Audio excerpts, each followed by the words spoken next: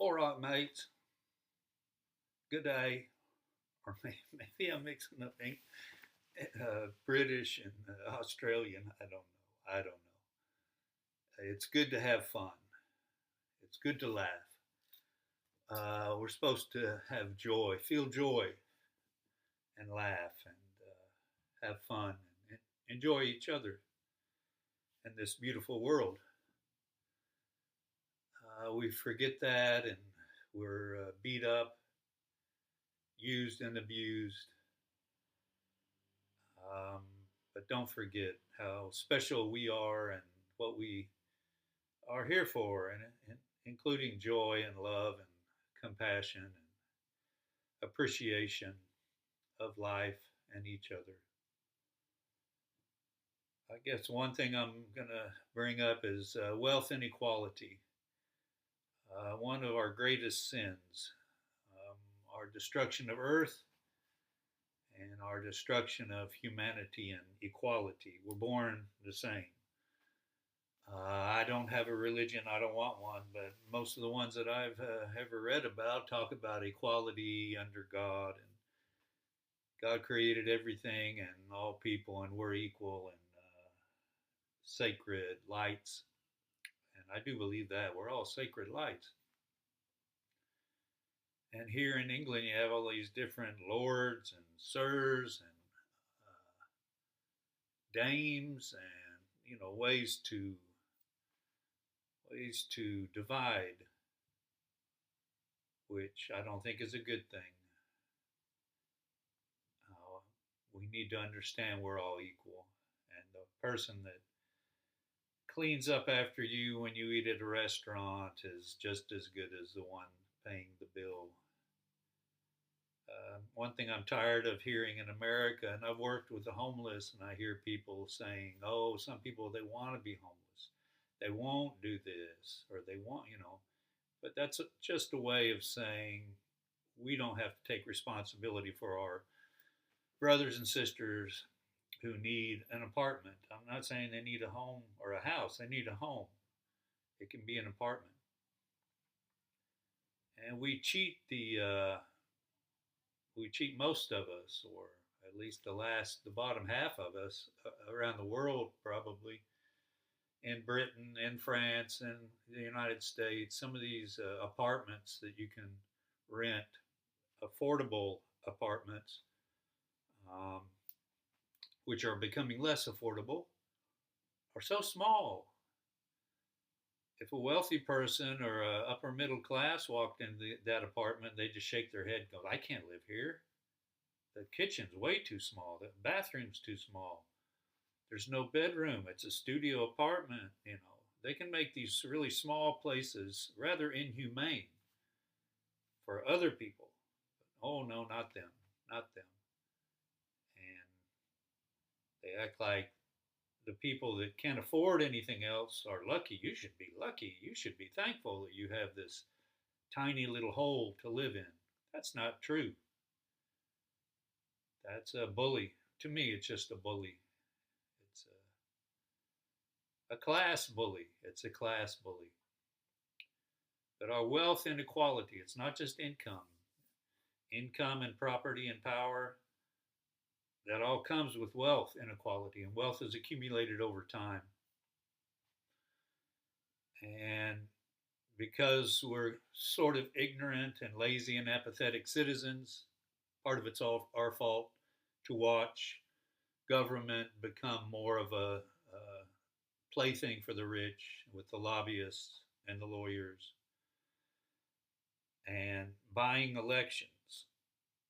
I saw a statistic the other day which is really sickening, truly sickening in America.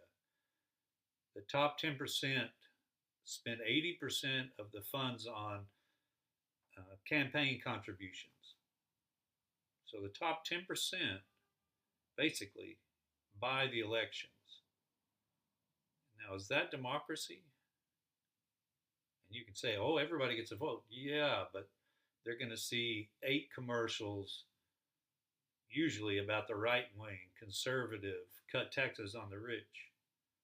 8 of those commercials, and then 2 for the left, the Democrats, the progressives that say raise taxes on the rich.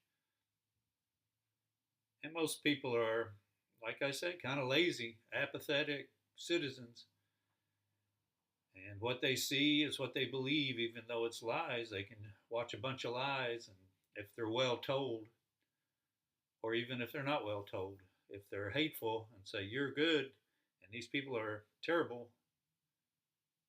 a lot of people say, hey, they say I'm good. I like this person because I'm good, but that's the enemy. They give you an enemy. Always give you an enemy, but never the rich. It's never the rich. It's never concentrated wealth, which is probably the greatest enemy. The greatest enemy of them all, we don't talk about. Why is that? Why is that? Yeah. So is Britain and France and Germany and a lot of Europe more equal than America? Yes, you are, but not enough to brag about. I'd seen this before and I just looked it up. I believe the top 10% in America own 70% of our wealth. In Britain and France and Germany, kind of the same. The top 10% there own 60% of the wealth. And you can brag and go, look at us, we're more equal. Okay, I don't know if I'd put it that way. You're not as unequal, but you're not equal at all. And the working people who have built the world over time and continue to build the world and pave the streets and cook the food and pick the food and grow the food and fly the planes and clean up after you leave the restaurant, pick up your garbage, teach your kids,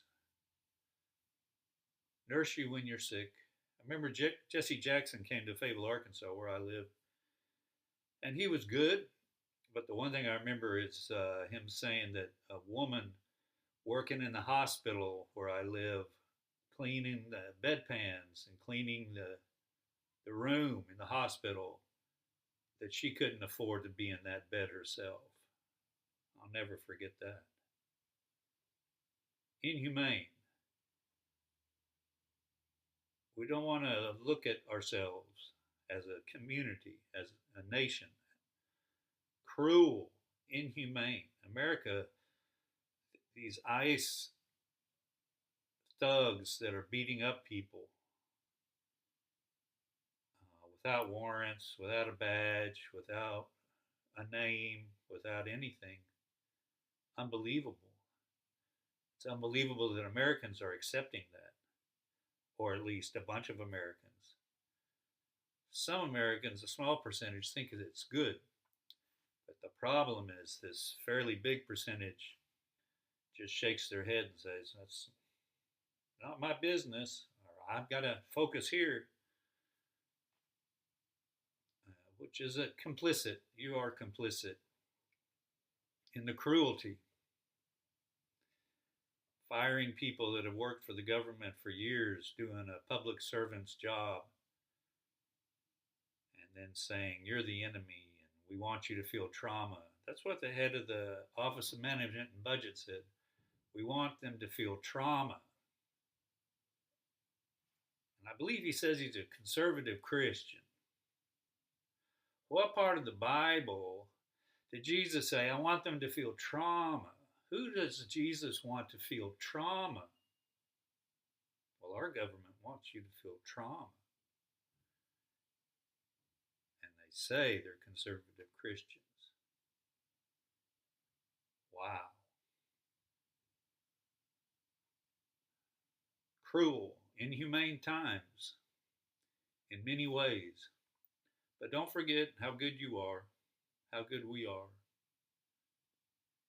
But don't think we can just stand by and watch the government be corrupted by money and the influence of money, because that's what we've done. You'll go out and watch a football game or worry about fashion. Or here you've got the royal family. we've got even more things to look at, shiny things that aren't real compared to wealth inequality, environmental degradation, global warming, habitat destruction, poverty, which creates desperation, which creates crime. You want to solve crime? Let's get rid of poverty.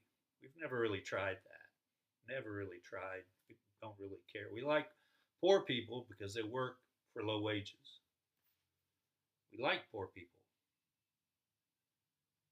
And that's one reason America's having problems with immigration, because immigrants will work for low wages. And so if you're kicking all them out, it's like, oh gosh, things are costing more. It's real self centered. It's not humane. It's not morality. It's not it's not compassion. It's not whatever religion you are. Or like I say, I'm not a religious person. Neither was my mother. But she was awesome and loving and caring and giving and kind. And my father was mayor of the city and helped integrate the pool in the 60s. He wasn't a racist, and he saw that racism was bad and ignorant and immoral. You don't have to have a religion to be a human being and love each other and love this earth.